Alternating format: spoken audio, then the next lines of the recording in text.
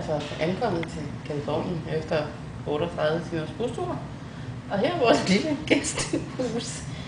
Vi troede bare, at vi skulle sove sådan på et ekstra værelse eller et eller andet. Men det her, det er vores. 14 dage.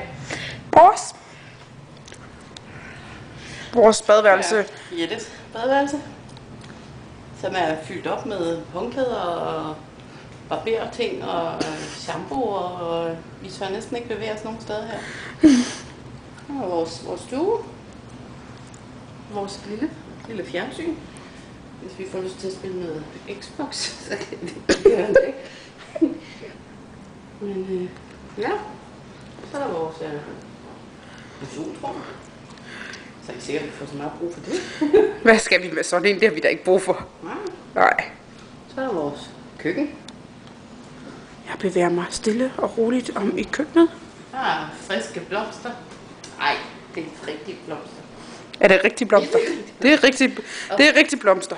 Frugt og kiks og ting. Og hvis vi lige går herover, så kan vi lige se, at her er det faktisk Birgitte ved at lave kaffe. Det er lidt meget svært at se, men det er faktisk kaffe. Og så havde hun bare puttet en lille smule i køleskabet til os, hvis nu det var, at vi sådan fik lyst til. Hvis vi nu blev sultne. Eller noget. Hvis nu vi blev sultne. Der er lidt salat hernede. Og lidt mere salat. Ja. Det var så vores lille køkken med et fyldt køle-fryseskab. Så er der min seng, som rent faktisk er en luftmadras. Nej.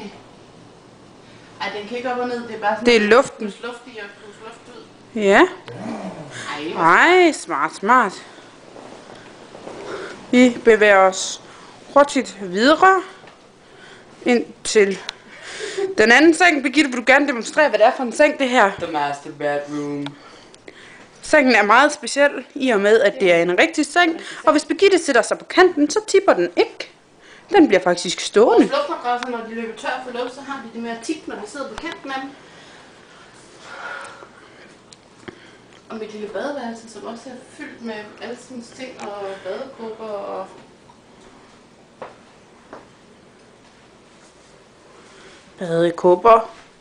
Badekåber? Det synes man bliver lidt for legen, fordi det er godt nok meget, det her. Ja, velkommen til Hotel Ansgar, eller det var det jo så ikke. Det var så gratis. Men klokken er mange, vi bliver lave kaffe. Og så skal vi slappe af og i bad. Og i morgen kommer der billeder fra dalen og bjergene udenfor. Hej hej.